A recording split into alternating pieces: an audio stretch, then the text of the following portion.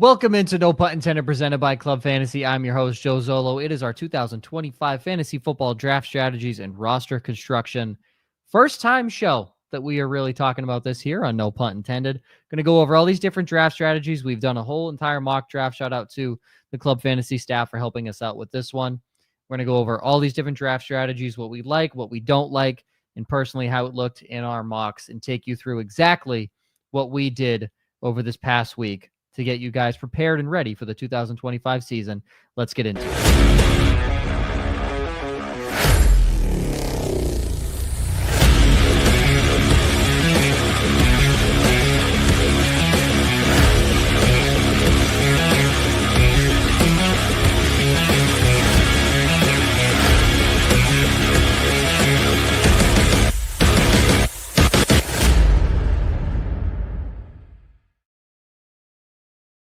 Welcome into No Punt Intended, presented by Club Fantasy, with Josh, with Ryan.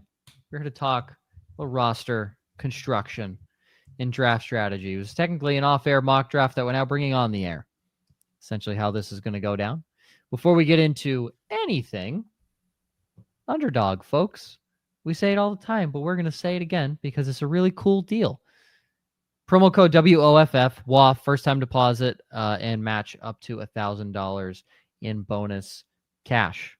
So if you want to start drafting right now, you can do so with an extra $1,000 that you could deposit into your underdog account. Fun fact. Gentlemen, how are we feeling after the draft? It went basically how I thought it was going to go. A couple of strange draft strategies taking place that we'll talk about a little bit later on. But I was a little nervous yesterday because we're pre-recording this episode, by the way, folks. So we may not see your chat as quickly as you'd like, but I promise you, if you leave comments and questions, we will get to them. But I was a little nervous, but everybody kind of stepped up at the last minute, and we rocked out some rounds today. So we got it easy. And be sure to like, subscribe. We're closing on 1,400. Would love to get that to 15 and above before the start of the season. Yeah, let's do that. So greatly appreciate every single one of you. But we're going to start with what these draft strategies are. So you'll hear terms like robust, hero, and zero all the time. You're going to hear those all the time. And those traditionally sit within the running back and wide receiver categories. Because if you're going robust quarterback or robust tight end, we have some questions for you. There's really only one spot you can start these guys in most of those leagues. So we have some questions. We're not mad. We just want to talk about it. Okay. We just want to talk about it. But you're going to hear robust, hero, zero for running backs and wide receivers mostly. Starting with the robust side of things. I think Joe, you just take this one, Joe. This is all you, baby. Right up your alley, man. Plain and simple. Fuck the receivers. No, I'm just kidding. No, I mean traditionally you're taking 3 running backs in your first 4 picks is really what you're looking at. I mean, and honestly, you could even stretch that to 4 in the first 4 rounds. I mean, really just kind of depending on how your specific league lines up your lineups, right? Some are start 2 running backs and 2 flex with 2 wide receivers. Some are 2 running backs, 3 wide receivers, 1 flex. Some are you'll add a second flex on top of that, right? Like. So depending on all of that, the basis of the whole strategy, fill out all of your options with running backs. Yeah, I was going to say, to Josh's point, there's no strict definition for most of these, but with the 2 that we're going to talk about, robust RB and zero RB, there's kind of a rule, and that's however many of that position you can start, you draft those early. So if I can start 4 running backs, as Joe mentioned, 3 of my first 4 picks, 4 of my first 5 or 6 should all be running backs if you're looking at robust. I'm trying to pull up my team from last year to give you guys exactly what it was. I don't know if they'll let me pull up my roster, but 5 flex spots, I start 5 running backs. Yeah. There you go. So that's a robust RB draft strategy. That's a robust RB draft strategy, my friends. Now, it is IDP and there's 24 rounds, so I have a lot of receivers as well. But now to the flip side and then, of course, robust receivers, the same thing on the receiver side. We just call it zero running back. Yes. So when you look at robust RB, that is the exact opposite of hero or zero, depending on how many Hero really is kind of taken over the lexicon over the last couple of seasons. I'll jump in for zero running back because it's what I was leading into with robust. We have a writer here with Club Fantasy, Joel Worth, who has been a zero running back aficionado for as long as we've known him. He could break down to you the whys, and we'll talk about it in just a little bit. But for the draft strategy itself, however many wide receivers you can start, you are starting your draft. And with robust running back, there's arguments over how many running backs in your first 4 to 6 rounds. At zero running back, there is no argument. You are straight up drafting wide receivers. Maybe you throw in an elite tight end. Maybe you even throw in your quarterback, but you are not touching the running back position until you are starting all wide receivers at your flex spots. Yeah. And and just to kind of bring that up from this draft to, bring out the point, Joel didn't even take his first running back till round 8. Yeah. Joel hates running backs. And again, we're going to talk about the whys in the next section, so I'm not going to get into the whys of zero running back, and you're not going to hear it from me anyway because it's not my draft strategy either. But regardless, the what is loading up on wide receivers, certainly in PPR formats, just because of the point potential from wide receivers. So that's what you're looking at with zero running back. Yes. And then just going back to robust real quick, you could end up with Joe Mixon, Chase Brown, James Cook, Alvin Kamara, Breece Hall, DeAndre Swift. So like that's why I love drafting running backs and then still have Terry McLaurin and Jackson Smith and Jigba as your 2 receivers. That's why I love that. There's one in here that is interesting that I've never heard of until I read this. Bully tight end. Oh. Is this bully like Teddy Roosevelt? Like bully? Like what? Yeah. So kind of the premise behind this, and we saw this in Scott Fishbowl a few years ago. 2 years ago. Yep. So when you look at like tight end premium is kind of becoming like a new strategy here or scoring option, where teams get extra points when a tight end has a reception, right? So like, before there was PPR, there was standard, right? Then there became standard. So then it becomes, all right, well, how do we lift up another position, right? So tight end premium sort of became that option where instead of just a standard point per reception, tight ends, when they make a reception, they would get a little on top of that. So whether it's another full point, half point, full point and a half, whatever it may be, you're adding that extra value onto the tight end position. So instead of going the route of drafting a bunch of running backs or a bunch of wide receivers, you say, I'm going to corner the market on all of the elite tight end options that can absolutely take advantage of those point premiums, right? So you're taking your McBrides and your Bowers and Kittles and, Laportas, whomever, all within those first really, I would say 5 or 6 rounds. Yeah. But you could even go so far as to space it out, maybe make a kind of a balanced roster, but still have 3 or 4 tight ends within those first 8 or 9 rounds, where most people are only taking 1, if that, by that point. To Josh's point, when bully tight end became popular, it was a dangerous draft strategy because bully tight end became popular at the height of Travis Kelce and at the emergence of Mark Andrews. Yep. And bully tight end was folks who were at the 12 going Kelce Andrews as their first 2 picks and saying, and it was other than all the great points Josh just made, the other thing was 11 of you don't have the best 2 starting tight ends in the fantasy football right now. You are all starting inferior people to what I'm starting every single week. It's interesting. I don't think it's a coincidence that Joe's never heard of it, and it is kind of like lost its luster. Where you may see it more involved is best ball, because right now, if you wanted to implement bully tight end, in most best ball drafts, Brock Bowers is falling to the 2nd and Trey McBride is falling to the end of the 2nd or the 3rd. So if you got the right draft positioning, you could go with your running back or wide receiver in round 1 and then back end that with Bowers and Trey McBride. It might be fun. I think they have the same bye week this year, so it's not going to be very fun in 2025. But overall, it could be an interesting strategy. Other strategies. And really, it just boils down to, does your league have a tight end premium? Because if it doesn't, it doesn't make much sense. Yeah, and it needs to be a pretty hefty tight end premium to make bully tight end worth it. If we're talking everybody gets 1 point PPR and tight ends are getting 1.5, you're wasting your time on bully tight end. Your point with bully tight end is you want to be starting a guy at your flex spot that every week he is one of the best flex options. So we've seen leagues where tight ends get 2.5 points per reception. I think that's what Scott Fishbowl was happening when this became popular. Then it gets if you could start Trey McBride and Brock Bowers in a league where they get 2.5 points per reception, it's certainly worth it. And then you're looking at QB early, late, tight end early, late. And we talked about this on the quarterback. I do want to quickly just dive in because we kind of skimmed over it. Hero running back, for someone like me who does not like zero running back, hero running back is far more interesting, and it's exactly what it sounds like.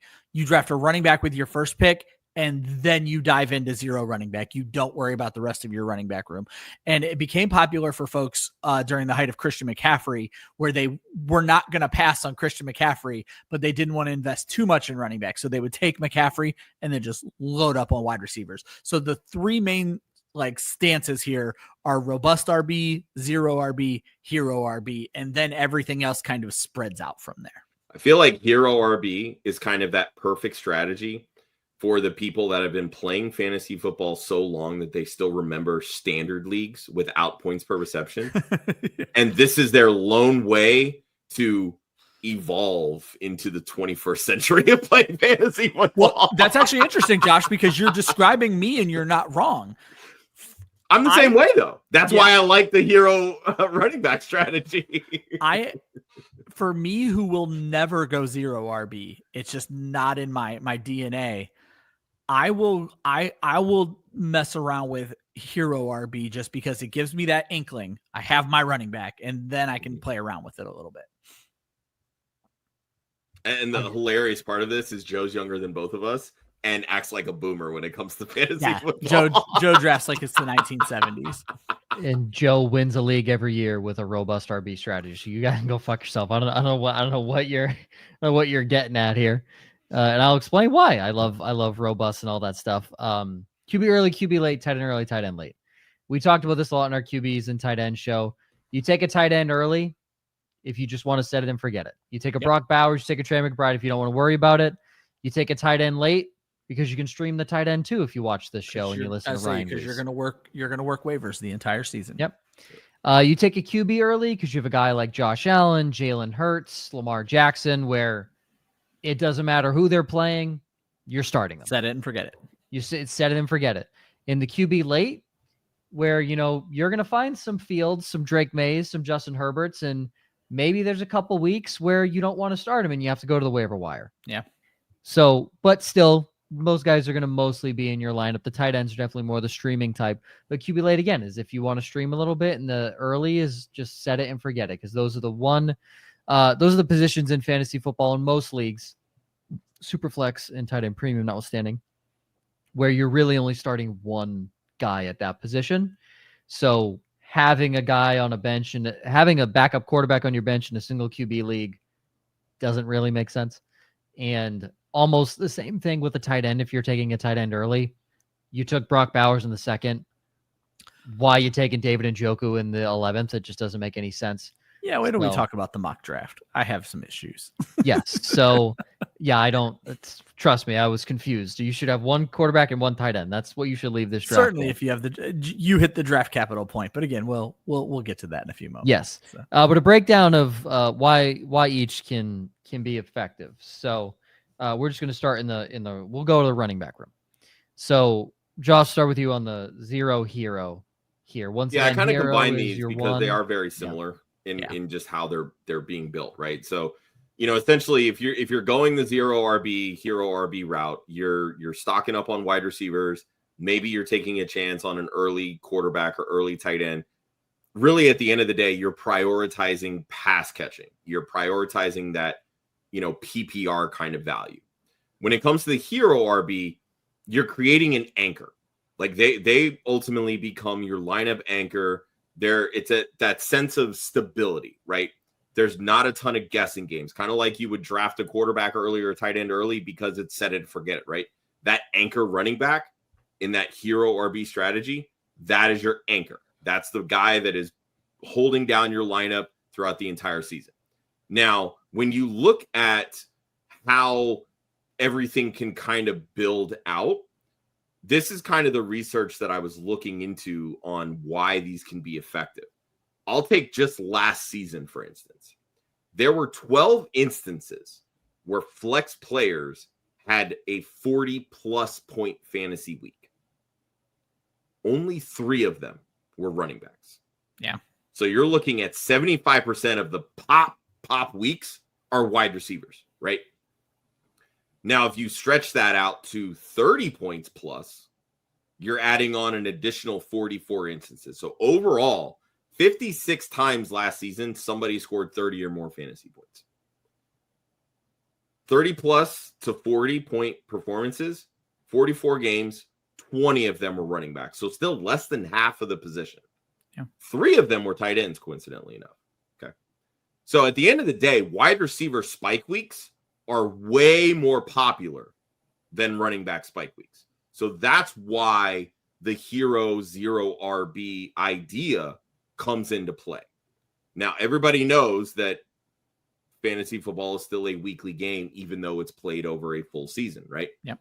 So there's, of course, risk, because if you're investing too much in the spike weeks, you don't get much consistency from these types of players.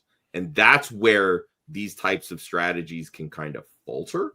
But the interesting point that I really wanted to look at, because I kind of felt like the way that the RB production was this past year, it felt more like an outlier from previous seasons when you look at the types of spike weeks and fantasy finishes overall.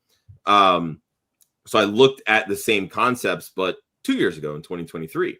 So there were 14 total games of 40-plus fantasy point weeks. 5 of them were running backs. So a couple more weeks, a couple more running backs. From 30 to 40-point games, you had 48 instances, and only 12 were running backs. Oh, so wow. You actually had fewer spike running back performances in 2023 versus 2024. I was going to say your 2024 data did not convince me at all, but your 2023 data is much more eye-opening. Yeah. So, and again, it boils down to, we've talked about this in previous years, like the amount of, shell coverages, the too deep that a lot of these defenses are playing to try to combat a lot of these, downfield plays from these more electric wide receivers that are entering the league. That's opening things up for running backs because they have 1 to 2 less players in the box to defend. While many teams are investing more in some of these smaller, quicker running backs, you have guys like Saquon, Derrick Henry, Josh Jacobs, who are bigger bruiser types that can break through some of these smaller lines, smaller linebackers. That's why you see these types of spikes from this past season. So now it becomes in 2025, are we going to go back to the less shell coverage because running backs are killing us? So now it opens things up for the wide receivers, because this is what NFL is, right? It's how do we stop what killed us this past year, right? So that's why I really kind of wanted to look at these numbers and be like, all right, where does this sort of play? But this is ultimately why this type of strategy can be effective. You draft that hero, now you get those types of spike RB week productions if you draft the right anchor. Yeah. But now you benefit from the type of spike wide receiver performances that ultimately are more prevalent. So sometimes my issue with hero is you draft Christian McCaffrey. And then maybe you take Bijan in his rookie year. Maybe you take Breece Hall because he's a first rounder last year.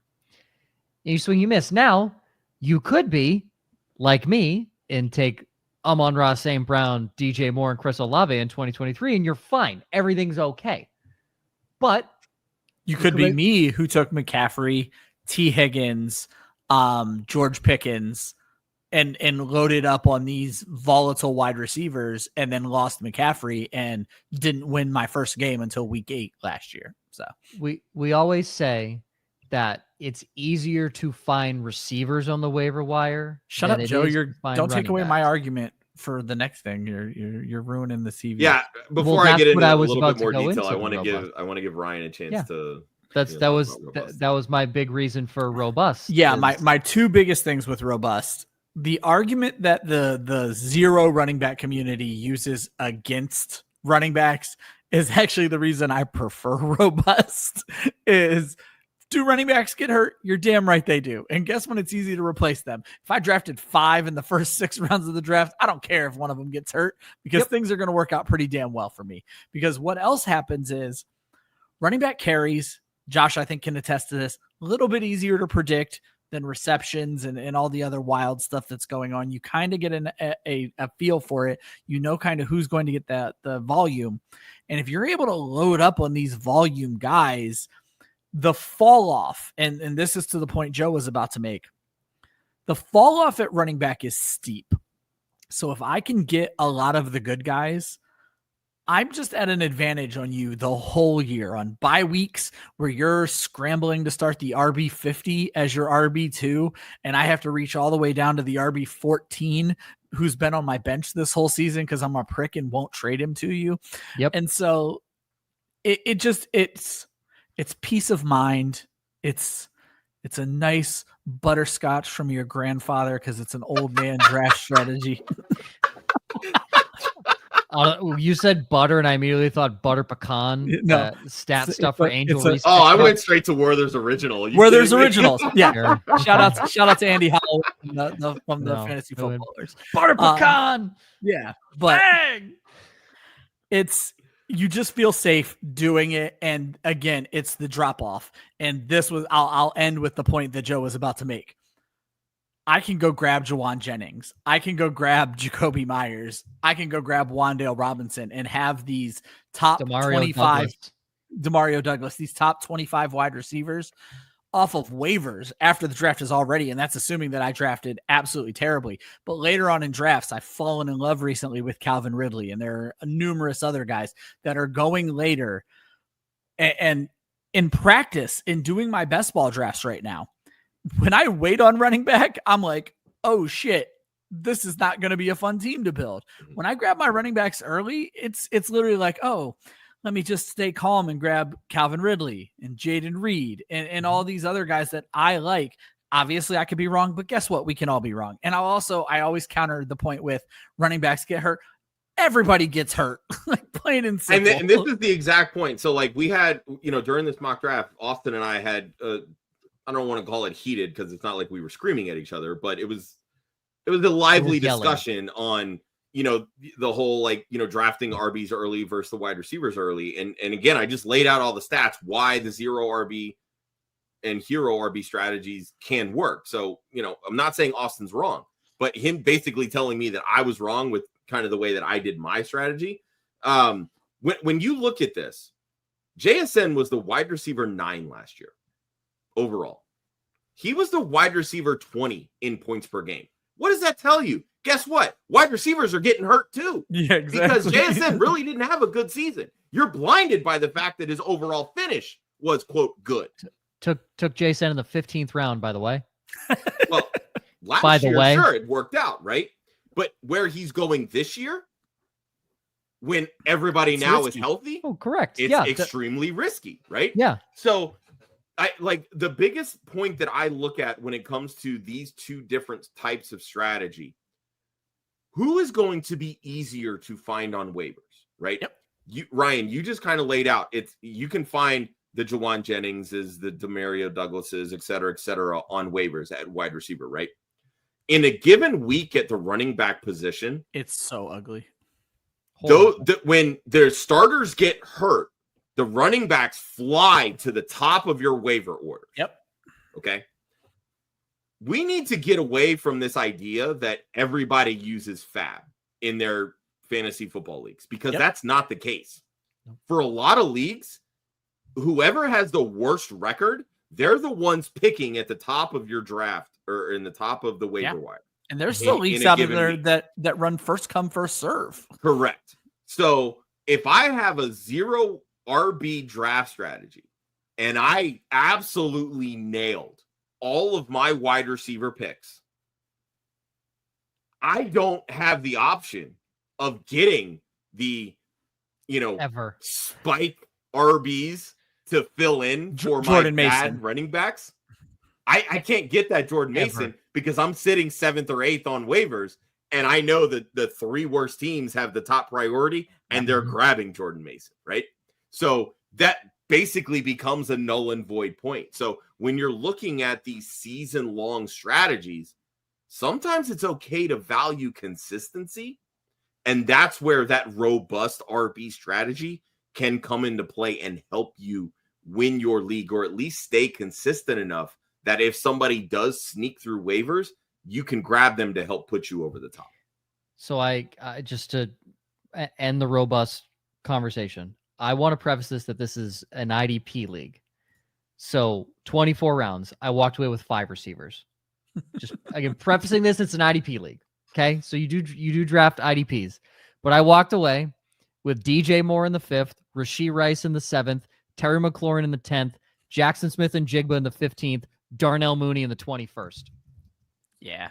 Now, That'll I do. drafted well. Let's get that out of the way. I hit all of my picks, but that also allowed me to net James Cook, Alvin Kamara, Joe Mixon when he was on fire, and then not to my ADP, Zaire Franklin, he was number 1. My ADPs helped a lot. But that gave me the ability to nail my running back picks and then also have the flexible freedom to draft these guys later who we know can spike and have these big weeks. Before we move on, this show, for the most part, all 3 of us, we are not zero RB aficionados, but I do want to point out one scenario where zero RB, it makes sense. And we talked about why you would do this. The more flex spots a league has, the more wide receivers you can start. That's where that strategy gets super interesting to me. If this is a league, I'm seeing a lot of leagues now where you only have to start 1 position player and then they're 4 and 5 flex. That's when I'm absolutely willing to wait on running back, especially when you have guys in the draft right now. 2 guys we've talked about recently, Aaron Jones and DeAndre Swift, are going super late in drafts. If I can top off at wide receiver and grab my elite tight end, and I only have to start 1 running back every week, and I get to choose each week between Aaron Jones and DeAndre Swift, you won't find me crying about that strategy one time. So there is a home for zero running back. This show is we're not anti-zero running back. We are just very No, I'm definitely not. I love the hero RB strategy. Like I want to get that out there. Like this is I was gonna say I felt like we took a turn. Hero RB quite often. You need one. You at least need one. Yeah, I just felt like we took a turn there where we were like, this strategy will not fucking work. That's not true. Well, and I think too, it really just kind of depends. Are you playing best ball? Are you playing your normal standard, season long redraft leagues? Like, every league, every scenario, every league setting, all these things are different. So you kind of have to go into it with the understanding of it's okay to pivot off of something that you're used to, because maybe the board just doesn't fall that way for you. Oh my God. And we'll talk about that when we get to this draft too. Yeah, I was going to say, I didn't know when we were going to bring that up, because I do want to talk about, putting it bluntly, right now in the middle of the show, right at the very middle of what this episode is going to be. Don't go into a draft knowing what you're going to do. I don't know what my strategy is going to be until about 3 rounds into a draft most times. So I don't know until I'm on the clock. Like I'm gonna be honest with you. Now, 99 times out of 100, 99 times out of 100, I'm probably taking a running back in the first round. Yeah, and I'll actually talk about that, because me and Chris Molina had a conversation as well during this draft that it was in regards to me and you, Joe, actually. So when we get the draft up, we'll talk more about that. So. Well, that was my segue. So let's pull up the mock draft here. And again, shout out to Kelly, Gator, Faith, Austin, Joel, Chris, and Renee for all helping us out with this. And again, the different draft strategies that were in this. You had a robust RB approach that ended up being myself and Gator. And then you had a hero wide receiver that ended up being Josh. You had a zero RB approach that ended up being Austin and Joel. Tight end early was Ryan and Chris. The QB early was Faith. And then the tight end heavy approach was Kelly. it doesn't really make sense in this specific league. We'll get to that why.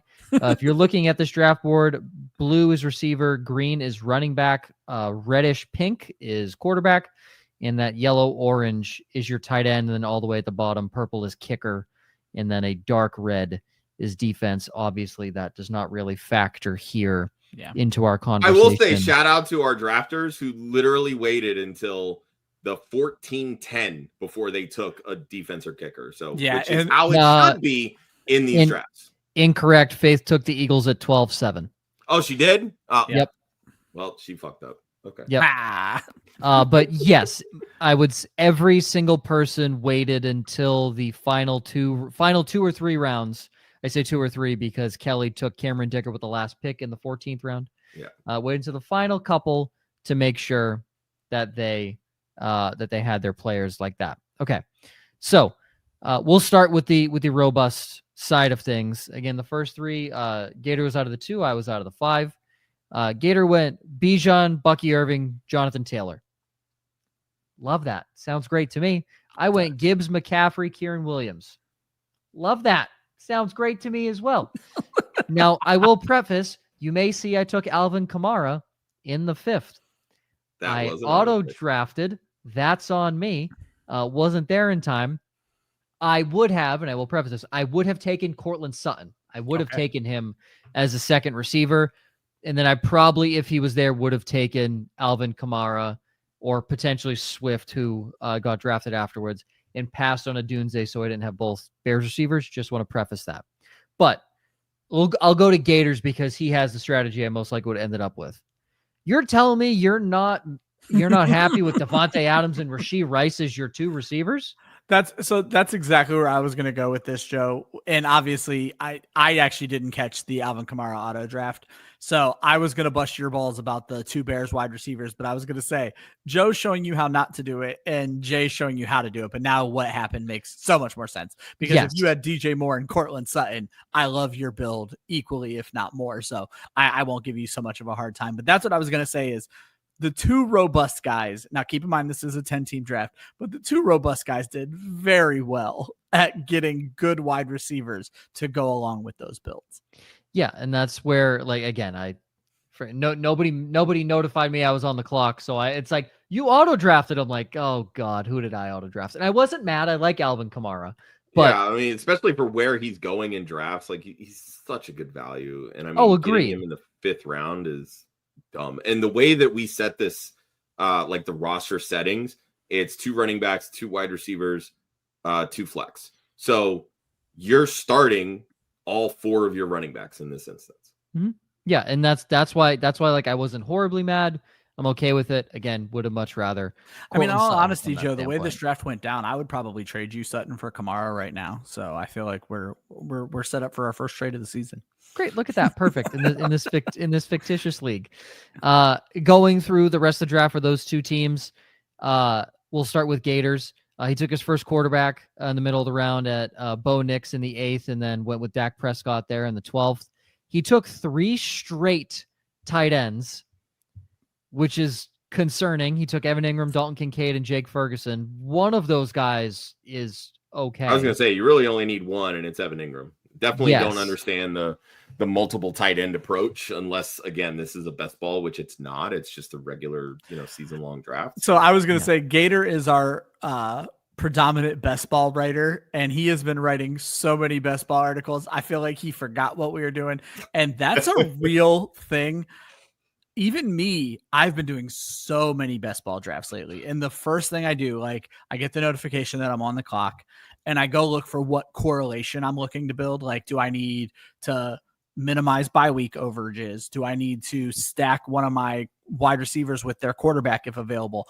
I was finding myself trying to do that in this draft. And even when I took my quarterback, I was like, I almost wasn't going to take him because I'm like, who am I going to stack him with? And I'm like, it doesn't matter. Like, just grab the guy you want and move on. And so I wonder if Jay kind of brought that mentality a little bit from all of the articles he's been writing. Yeah. And I mean, even despite the 3 tight ends straight, I mean, you look at what he did at wide receiver, Adams, Rice, Pickens. He ends the draft with Keon Coleman, Rashad Bateman, Emeka Egbuka. Like, I don't hate that at all, in all honesty. Like, Coleman has every path in front of him to be something of value for that Bills offense. Egbuka, again, first round pick this year. We all think he's probably going to struggle, but if they get super pass happy and just ignore Rachaad White in the backfield, Egbuka's going to see 80 plus targets, right? Yeah. That's not bad for a third wide receiver that you get in the 15th round. Rashad Bateman is one injury away from being the wide receiver 1 on that team. And granted, it's a very low passing volume offense, but Zay Flowers, is 5'8", $185 soaking wet. So like, it could happen. I'm just saying. And one other thing that Jay did, he drafted a defense with his last pick. He did not draft a kicker. So in this scenario, one of those tight ends is getting cut, likely Jake Ferguson. Yep. Yeah. Unless he's able to trade one. Bouncing over to me, I'm going to be honest with you guys. I don't like my team. I mean, it's hard to look past the mistake at wide receiver, and I'm using mistake loosely here, just everything that went down. It's hard to look past starting DJ Moore and Roma Odunze. Yes. So, but not even that. I went back-to-back Chiefs, which is very not like me, but I said I had to bite the bullet somewhere because I did mess up that receiver pick. Xavier Worthy. I did take a mid-round tight end because I thought Travis Kelce in the 8th round was kind of ridiculous. Oh, I agree. I think it is. So listen, he's my tight end 4 this year, so getting him there is I was sitting there, I was looking at the draft board. I'm like, no one here is worthy of an 8th round pick. And I am not, everyone knows I'd never take Kelce. I'm never not that guy. He was too good. But that's usually when Kelsey's going in the first and second round. First, second, third, fourth round, right? So exactly. So he was just too good to pass up on there. Still felt I got steals at running back with Jalen Warren and Ramondre Stevenson to get RB5 and RB6. And then I like my late round guys of Mooney, Mims, and Shaheed. I did not take my quarterback until the 14th round and got the quarterback 12 from last year. I don't know what to tell you guys. I don't know what to tell you. This is a scenario too, and I do want to preface this. Like, I know 12-team drafts are popular because everybody ends up with stacked teams in 8-team leagues, 10-team leagues, blah blah blah, etc. And I get that wholeheartedly. I play in a lot of 12-team leagues. I also play in some 10-team leagues. Like, it is what it is. Every league is going to be different. If this were a 12-team league, you're tacking on 32 additional picks, right? So don't look at it so much as, oh, well, I couldn't get that kind of value in a 12-team draft. You actually can. You could. Okay. You could. Very well could. 100%. So don't disregard some of what we're talking about simply because this is a 10-team draft. You can get late round quarterback value the same way that you can get late round receiver value or late round running back value. So being able to get a starting caliber quarterback in the 14th round, even if you push that up to the 12th round, that's still stupid good value. Well, this kind of brings me, I wasn't sure where I was going to fit this into the show, Josh, and I guess I'll just go by position when it makes sense. There were 2 guys not drafted in this draft at quarterback that threw me off completely as I bring up my queue here. Jordan Love and CJ Stroud did not get drafted. And I understand it was an ugly 2024, but these are 2 guys that we have seen, Stroud specifically, play top 5 fantasy quarterback potential. And they weren't even drafted. So to Josh's point, even if we added 2 more teams, a lot of this would flow very similarly. It's just maybe a guy goes up and then Joe's taking CJ Stroud in the 14th round. Like it's wild. Taking Justin Fields in the 14th round. Justin Fields, absolutely. Who was like the second to last pick. Yeah. Who was the 16-2. Yeah. Who's in the 16th round. Yeah. So, I mean, and that's the thing too, is like when you're looking at these 10-team drafts, quarterbacks, in my opinion, you don't need backups in a 10-team league. Nope. And that was the other point I was going to make is if Patrick Mahomes goes down for me and I have to, go get CJ Stroud. Yeah. Like that happens in 18, 10-team leagues, right? Yeah. That happens. So, when you're looking at 12-team leagues, I'm okay drafting a backup quarterback in a 12-team league, even though you're still having the same number of roster spots. But there's a sense of security when you're 100%. dealing with that many teams, because now you're getting to the bottom of the barrel when it comes to starting caliber quarterbacks in 12-team. Whereas with 10, look, I'm okay starting the QB 15 or QB 17 and attempting left. It is what it is if I need another great point by Josh here, and this is a little harder depending on how you're finding your leagues, is know your league. I play in a 12 team where everybody drafts 2 quarterbacks, and I've vehemently been a 1 quarterback person. I have learned in that league, not only do I need to draft 2, I need to draft both of them before the 12th round, or I'm not going to get anybody. Yeah. Mm-hmm. No, I've definitely been in some leagues like that where people will take their starter within the first 3 to 5 rounds. And it's literally everybody. And I'm like, oh, well, shit, I'll just load up on value, whatever. But then they all start taking their backup by the 8th round. And I'm like, oh, now I'm really screwed at quarterback. Yep. And that's what happened to me a few times in that other league where I knew I had to change. So, yep. My last thing before we move on to the next strategy. Yes, you do want to wait for your kickers and your defenses. Unless it is a like top tier, you're never going to sit them, probably like the Eagles. I don't know. Again, at this point in time, I don't know if there's another defense like that. Yeah. I wouldn't even go that far because the Eagles have the toughest schedule in the NFL this year. Yes, but that's kind of where I want to go with this is when you're drafting, do not draft who you think is the best defense available. Please look at their week 1 matchup because I just set it to auto draft.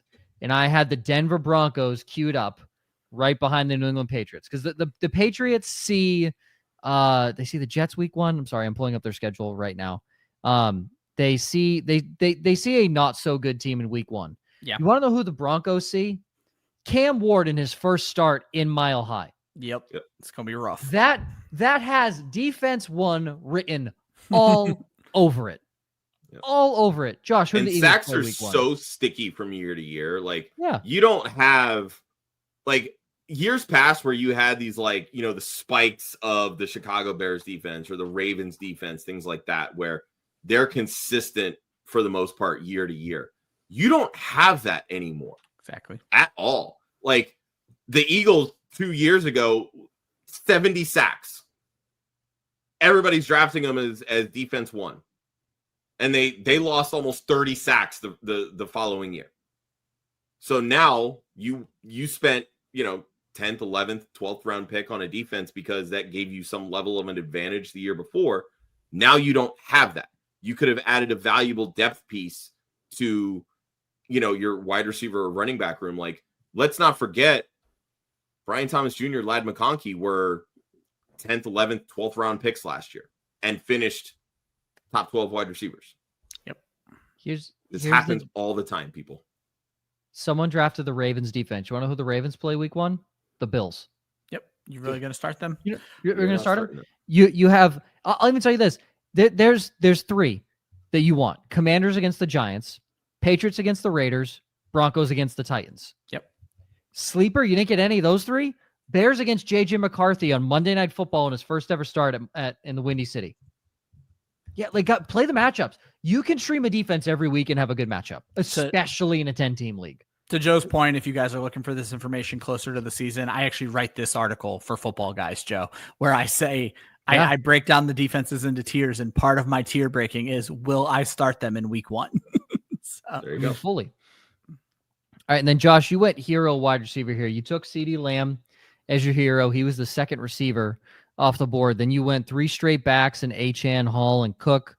Went with an early quarterback in Daniels, then rattled off 3 more receivers. We say hero wide receiver, but you ended up drafting 8 of them. But none of them are CeeDee Lamb.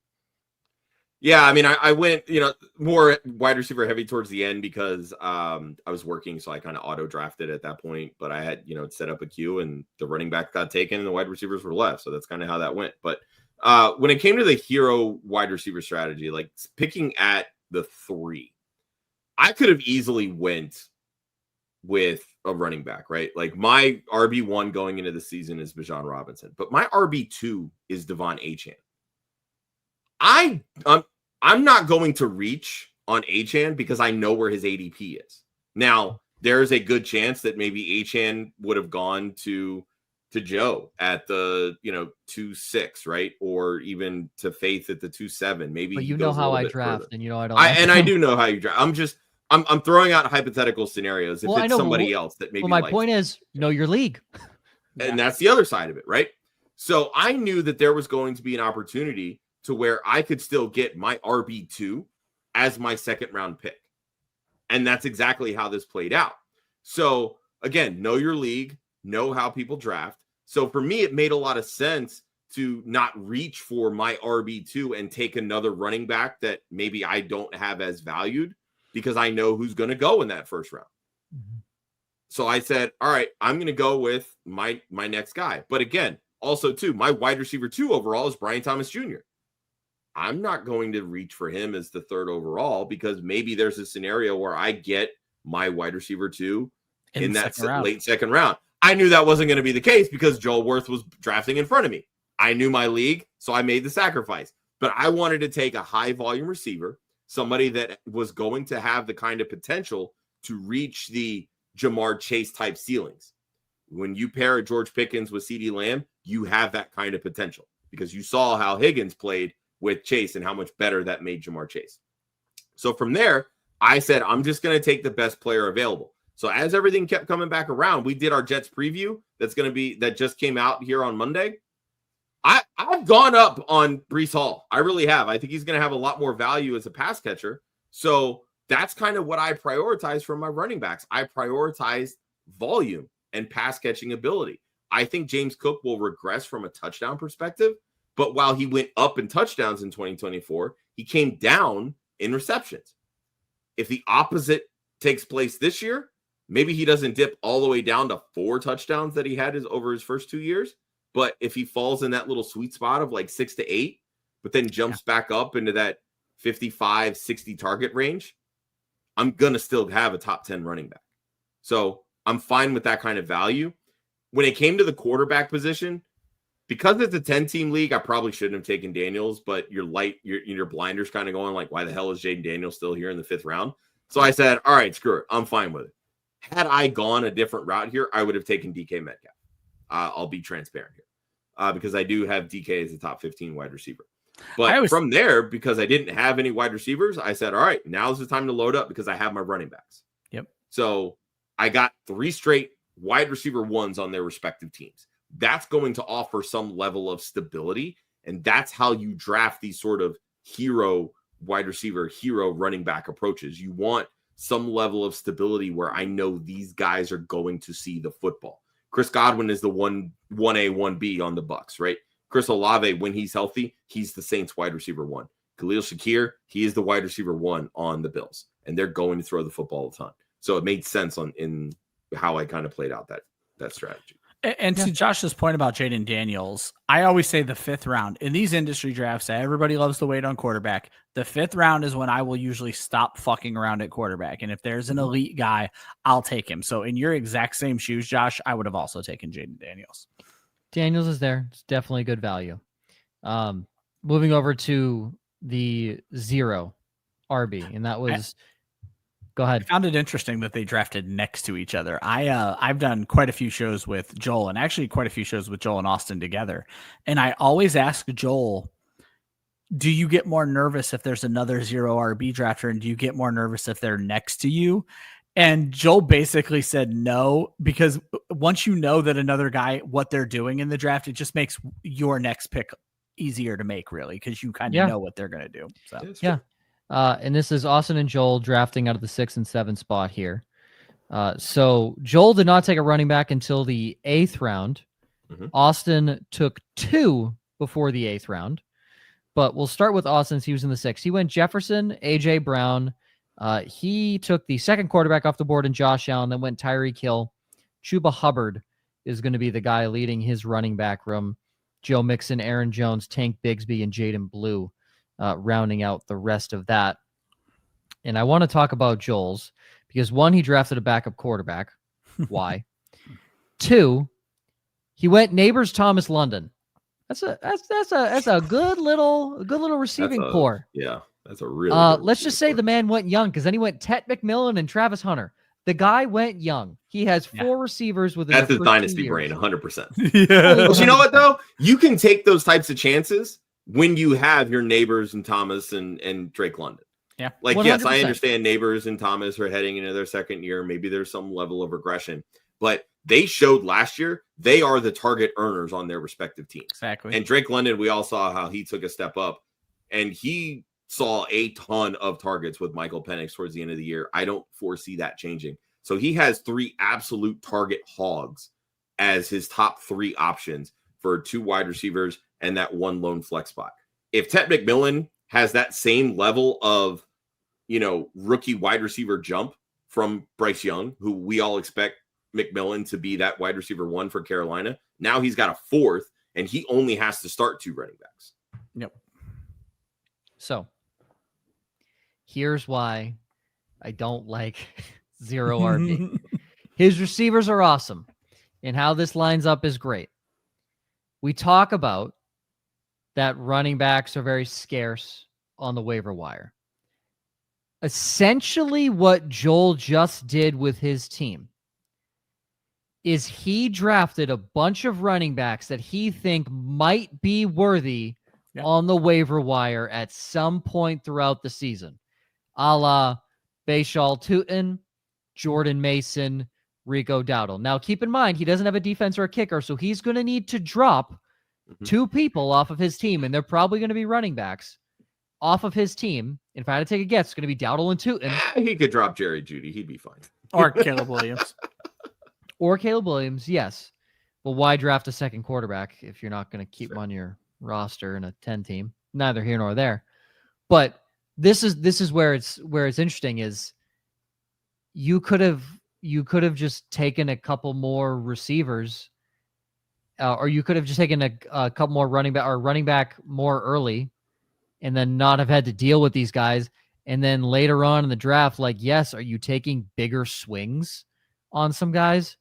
100% you're swinging on a guy like a Marvin Mims, a Rashid Shaheed, but that have, in my opinion, loads more upside than Rashad White, Rico Dowdle, and Jordan Mason.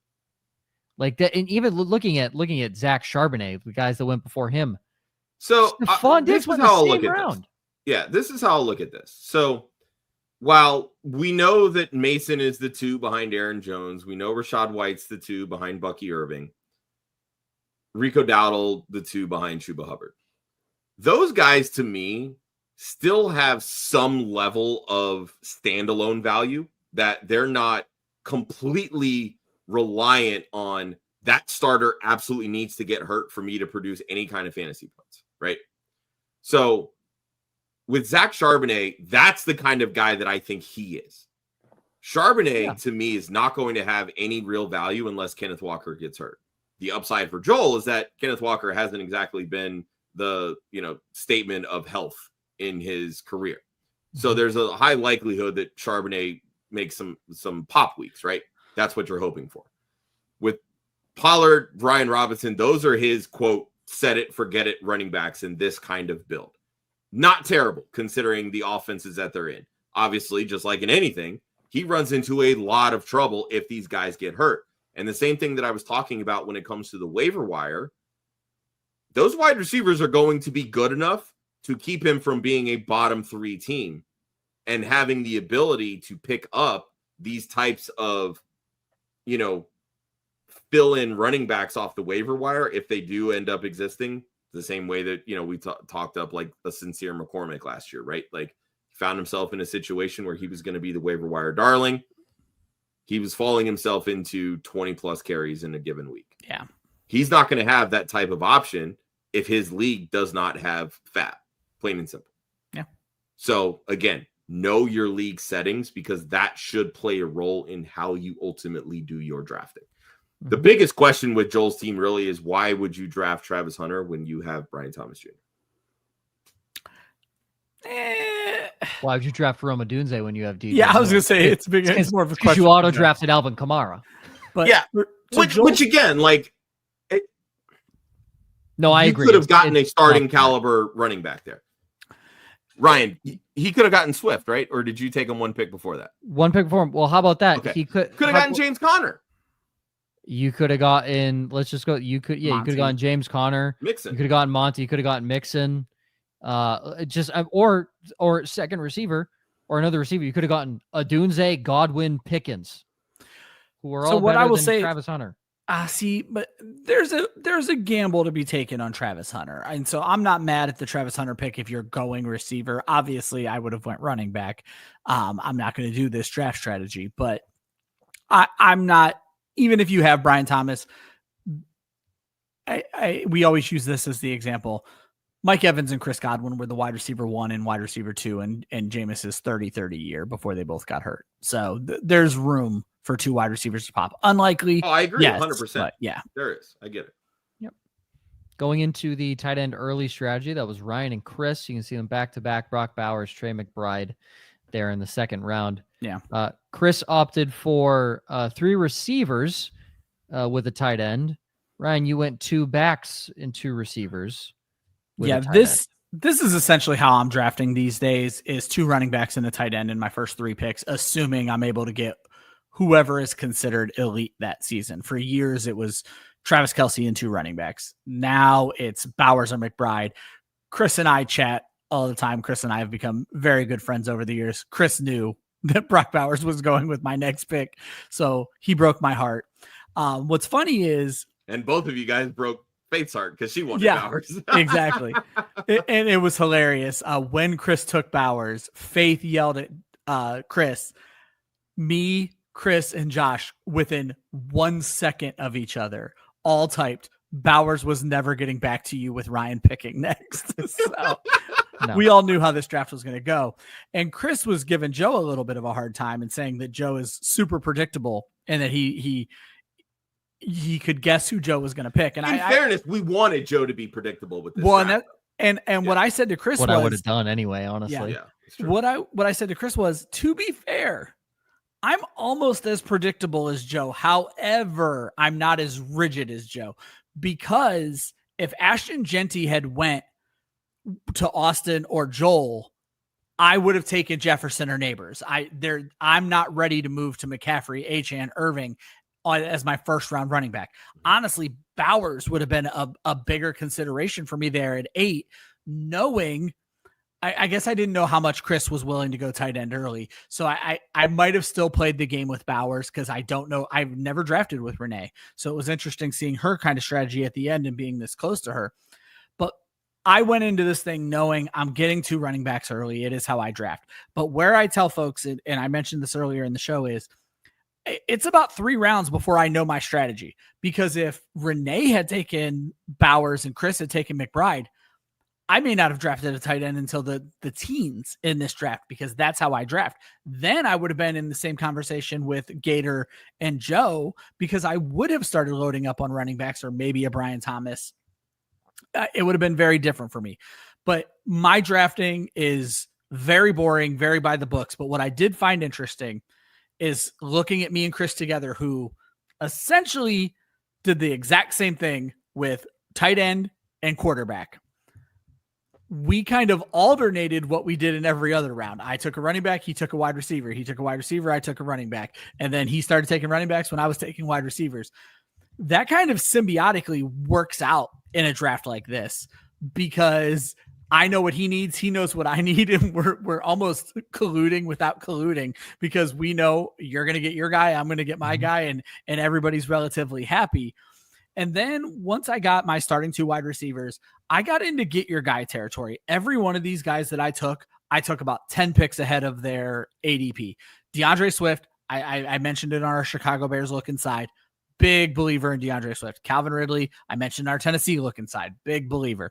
Travion Henderson just kind of fell to me, but then Travis Etienne, Jaden Reed, I did the exact same thing. And then the pick that I feel like we need to talk about, getting Patrick Mahomes in the 11th. I feel like we have a bridge too far in the fantasy community. He was not good last year. Do not get me wrong, but he was still good enough, and he's still Patrick Mahomes, and he still has weapons. And at some point, Andy Reid might cut him loose again. And if I can land him in the 11th, I'm doing that in every single draft that I'm in. I back end it with I never draft a tight end. I never draft a kicker. Literally You mean defense. Or defense. I'm sorry. Yes. I never draft a defense. I never draft a kicker. It is a strategy I put into place about 7 years ago. I've never really wavered from it. At one point around the Trey Benson pick, I was like, do I just grab Brandon Aubrey because like he's the best kicker in fantasy football? And I was like, no, it's not. Don't worry, Ryan. I took him. It's okay. Yeah, exactly. It's not who I am as a person. So these last 5 guys, I'm not going to tell you they're fighting for roster spots for me to cut a defense and a kicker. And this is where I wanted to end my draft strategy. What I do is I start to look at my middle round guys who I'm not in love with. And in this situation, it would be Cortland Sutton, Travian Henderson. I would try to take those 2 guys and turn them into a player that I didn't have a chance with. I'm just going to use DJ Moore as an example. Like Joe doesn't want both Chicago wide receivers. So if I went to Joe and was like, hey, well, I want Cortland Sutton, Trey Henderson for DJ Moore, I think you would have to consider it in this specific situation. You're getting 2 guys for a guy that I want. Now I've upgraded my wide receiver to Moore over Sutton for me all day, and I freed up one of my roster spots. So the point I want to make with this is if you're going to pass on a defense and a kicker, don't think that your late guys are your trade bait. Nobody wanted those guys. They told you this for 14 rounds. You need to get the guys you want. So guys like, for me, Travis Etienne, Jaden Reed, I like these guys a lot, and I'm willing to start these guys in a league. So that gives me the ability to trade the guys I drafted earlier in the draft because I have players that I like late in the draft. Wan'Dale Robinson could be a great PPR guy. If Daniel Jones is starting, I like Michael Pittman a lot better. So instead of just cutting my last 2 guys and waiting out injuries, I will use my mid-round picks to try to upgrade one position, knowing that I hopefully hit home runs on my late-round picks. And I guess I didn't really talk about the tight end early aspect of this.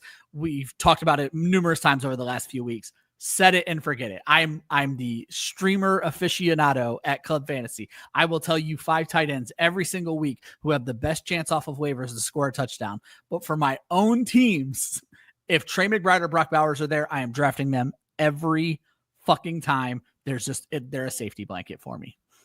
I want to say this really quick before we move on. The whole Patrick Mahomes thing. We saw Xavier Worthy get more comfortable in this offense. Yeah. Right. Towards the end of the year.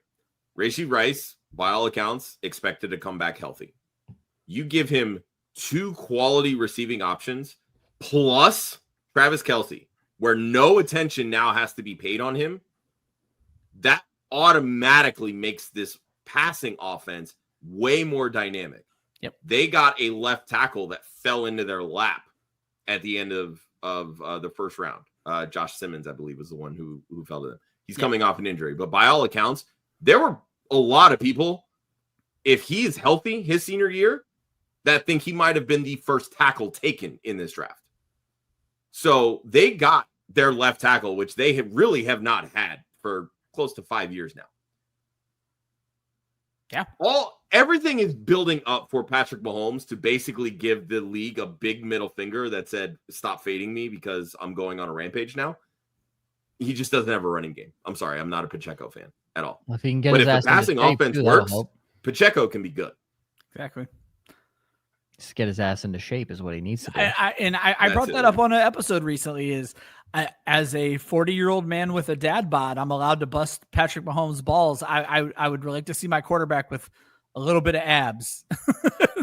Coming How about just like look athletic? Like, yeah.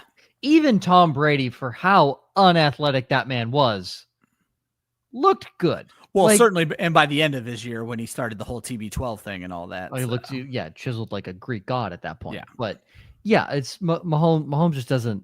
He's not giving. He's not giving best quarterback in the league with how he presents himself. Anyways, last strategy, Josh. Can you remind me of how many tight ends you're allowed to start? Up to 3. Okay, so here we go. Because you only have 2 flex spots. I have to start just by saying, we love you, Kelly. You know we love you. And we knew you were going to do some wild shit, but we got to pick this a little bit apart. We're talking about the person drafting from the very first draft slot, folks. The number 1 spot. Now, knocked it out of the park. Jamar Chase, 101. Sure.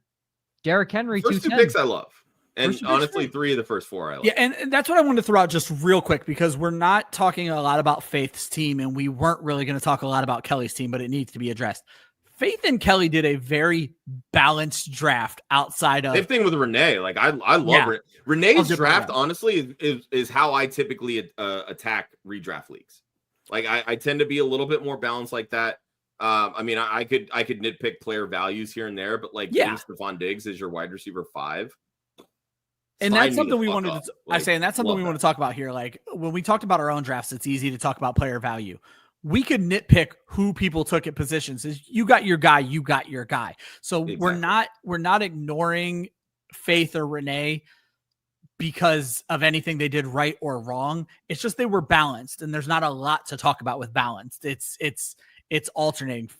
Renee was at a weird hero running back, except that she got to wait on her hero running back. So really we could have lumped her in with hero. She just didn't have to go hero. Faith was a very balanced draft, just took a quarterback early. So again, there's nothing wrong with these draft strategies. You're going to see 1 or 2 people do this every single year. I just want to let you know why we weren't talking about those 2 teams. But again, we have to give some airtime to this monstrosity that our good friend Kelly Singh has put together.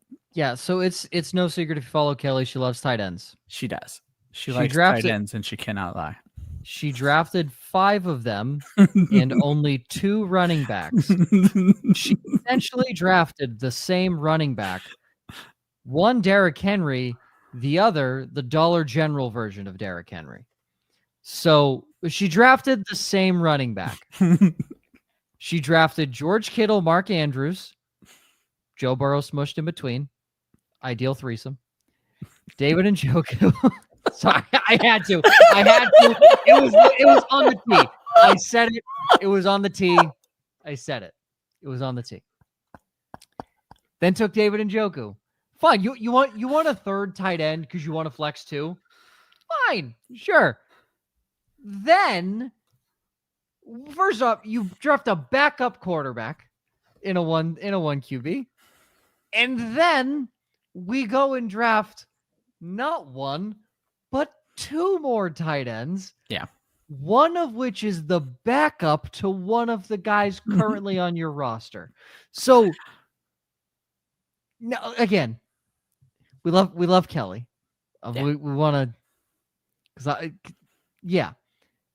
it's a mock draft. I think she may handle a real draft a little differently. I don't know about that. It's a mock draft. So here's some issues, right? Let's just point out the issues. 2 running backs. That's a little tough. I mean, in fairness, you only have to start 2. So, like, I don't hate. Obviously, you're screwed if you're screwed. Have any kind of injury. That's my point. Sure, I get that. You're screwed.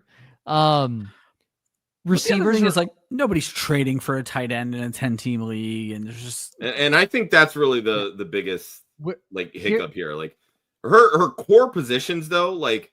You know, you stack Burrow, Chase. You can start Kittle, Andrews, even David and Njoku. I'm fine with that.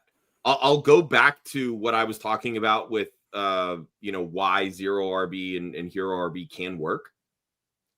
The spike weeks rarely happen from tight ends. So you are really limiting the kind of upside that you have from those flex spots, even if you have multiple flex spots. Like, the times that I start a second tight end are only if I'm decimated at injuries from wide receivers and running backs. I get loving the position, 100%. That's all good.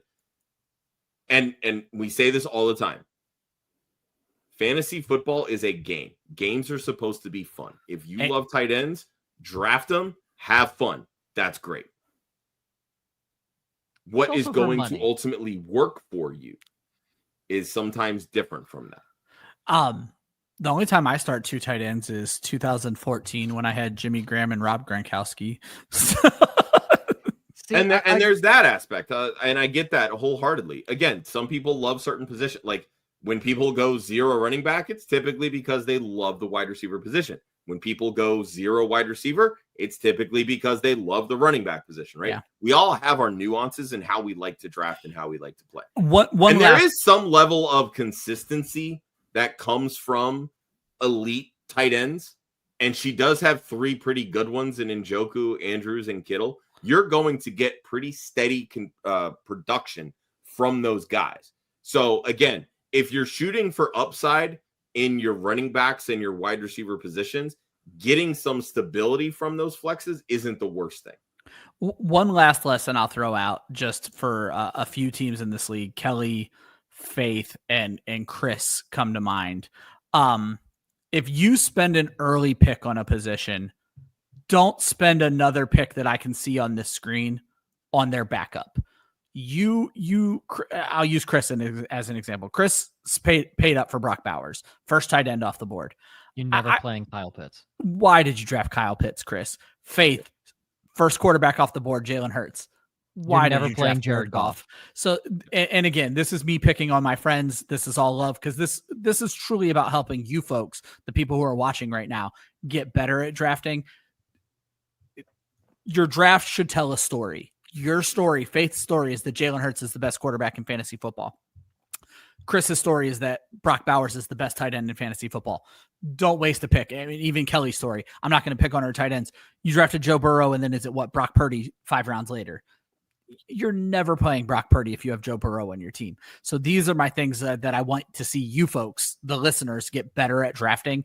Is if you are investing highly in a onesie position, quarterbacks, tight ends, kickers, defenses, do not draft their backup anywhere near outside of the last round of the draft because the value is just too much, and that's where I'll leave it. I want to end it on Josh's saying of it is a game, so you want to have fun. That's how Vegas exists. So understand that, yes, it is a game. We want to have fun. I venture to say most of you play for money. Just remember, This is true. This is for money. And wasting a pick on Kyle Pitts in the 14th round, I'm not going to say it costs you, but you could get somebody else. Yeah. That's all. That's all I'm saying. In Chris's case, though, drafting Fields to back up Kyler Murray, I'm actually okay with that. Well, and that's exactly what I mean. Like, if you're grabbing your last pick of the draft is Justin Fields, that makes a ton of sense. So. Yeah. But also, too, you didn't spend a quarterback in the first 5 rounds. Yeah. Spend a pick on him, yeah. right? So, and like, you're upside crazy then. Even if he did, I wouldn't have been that mad at it because it's your last pick. Like, that story can tell itself a little bit, especially like if Joe Burrow was your early pick who has had some injury concerns. If you waited and got Justin Fields with your last pick, I'm like, yeah, that's straight. That makes a ton of sense to me. So, yep. And the final question, I think we kind of just lightly hit on it. Well, I want to touch on this because it was something that Chris and I were kind of talking about. And I want to kind of get your guys' opinions because I know, like, when it comes to me, I'll do a mixture of this, right? Like, when it comes to my later round picks, sometimes I chase guys that maybe offer a little bit of consistency, but are just kind of meh. Like, you don't love rostering them, but like, if you had to start them in a pinch, they're not going to kill your team, right? Versus shooting for straight upside, thinking like, okay, this guy has a clear pathway towards, being some level of value, but where he stands right now, we don't really know. Yeah. And the question kind of came up because we honestly, Joe, we were talking about Ramondre Stevenson, right? Like, we know what Ramondre Stevenson is. He's kind of an okay running back, but he's not anything great. And truthfully, without any sort of receiving upside, he needs a ton of touchdowns to be something great, right? Let's say, hypothetically, one of your starting wide receivers goes down. Ramondre Stevenson's your 5th running back. Typically, that's where you're looking to make cuts, right? You're looking to cut guys that are on the bottom of your totem pole. Would you feel comfortable cutting a Ramondre Stevenson who the kind of production that you're getting to grab that, spike week wide receiver to help a position? Or if you had a upside running back or upside wide receiver that you were kind of waiting to break out, that's why you draft them, because if they don't pop within those first 3 weeks and you need to cut them, they're easier to move off of. Does that kind of make sense, the question that I'm asking? Right? I'm cutting Rashid Shaheed. That's what I'm doing in this instance. Yeah, that's I like upside later. That's why I had Mims and Shaheed. Yeah, I could have played it safe with a Christian Kirk. I could have played the PPR monster and Wan'Dale Robinson. Why would I do that? That's how I see that. Is why would I do that? I'm gonna swing later on those guys. So, And if they don't okay, so basically what it sounds like is you're willing to take the upside approach more so to the wide receiver position versus the running back position. Because it's harder to find the swing on the running back position, and I think that is statistically proven. I mean, you even said that the higher upside weeks, the bigger weeks always come from the receivers. Yeah, that's true. Yeah. I'm kind of similar, except I will try it at running back. So like I'll the guys who are in my queue, I'm just kind of starting with post my Mahomes pick. So like the guys I took, Wan'Dale Robinson is the only one who doesn't fit the mold of what I'm about to say. Michael Pittman can and should be the wide receiver 1 on his team. Josh Palmer very much can be the wide receiver 1 on his team. Demario Douglas very much can be the number 1 target getter on his team. So that's what I'm chasing late. But then my running backs were guys that it's either a post type sleeper when it comes to rookies. So Trey Benson is the one I took. I'm blanking right now, but the kid, Jalen Wright in Miami. Mm-hmm. Yes. He was on my board as someone, and he never even got drafted in this draft. J.K. Dobbins was on my board because he could be the number 1 in Denver. The other guys, Austin Eckler. This is a guy who had the receiving chops. I don't know if he could pop again. Ray Davis. There's a contract dispute going on with James Cook right now. Maybe Ray Davis gets more play. Nick Chubb. We all value Nick Chubb as a better back than Joe Mixon. Obviously, Nick Chubb needs to get healthy. So for me, Josh, it is 1,000% upside, and it pairs with what I said earlier. These last 5 guys, if I do my draft strategy well, they're actually all on my team because I'm trading my mid guys to open up those 2 roster spots for my kicker and my defense. So I need to have guys here who I truly believe can contribute for me, because if my strategy works, these guys are making my team, and it's my mid-round guys that I've chose to upgrade those positions. That's it, folks. That's all she wrote. This is the draft board right here. Take a peek-see. Shout out Sleeper. Shout out everybody that helped us put together this entire draft board, because can't do that just with the 3 Jamokes, right? Because the AI is just going to take over and say, oh, this guy. And Patrick Mahomes would not have gone in the 11th round. No. Travis Kelce would not have gone in the 8th round. And that's why you have these drafts. And I always preface this by saying mock drafts are good. They mean nothing in your home leagues. 100%. They mean absolutely 0 in your home leagues. Even a lot of your other leagues, I as someone who hosts a mock draft show, I'll defend mock drafts forever. A lot of times it's just about comfortability and knowing what you'll do on the clock. But I've been saying this for a lot of these Superflex mocks I've been doing. Everybody loves to gamble in a Superflex mock and see what their team would look like if they didn't draft a quarterback. The second they get on the clock on their real draft, it's quarterback. Yep. 100%. But my point is, like, I'm a Patriots fan. I know I'm never sniffing Drake May because he's going in the 6th round in my drafts. I know for a fact I'm never touching him in those home league drafts because Patriots fans are going to overdraft him. I am from Northeast Ohio. I draft with a bunch of Cleveland Browns fans. I have never, in 20 years of my home league, I don't think I've ever had a Cleveland Brown on my team because they all get overdrafted and I don't ever have a chance to look at them. So just know in your home leagues that mock drafts mean absolutely nothing. For that specific reason is that your friends' favorite teams players are going so much more valuable. Yes, they're going way before you can get them. My buddy's a Ravens fan.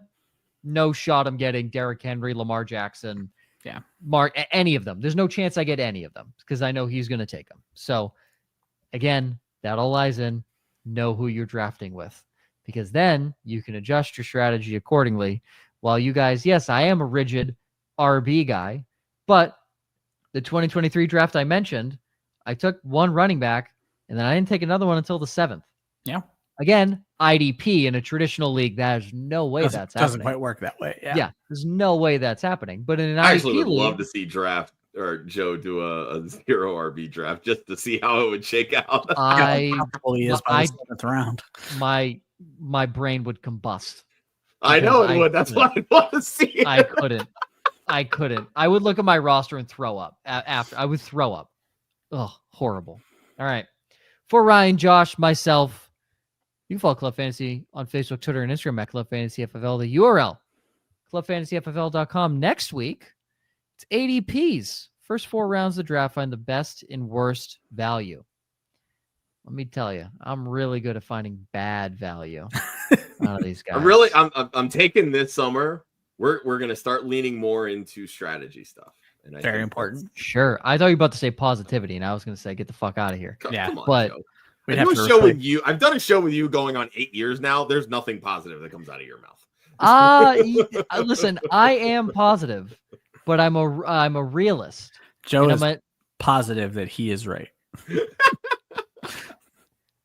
Ryan, I am like this close to getting you on the helmet scouting train of college. That's true. Right?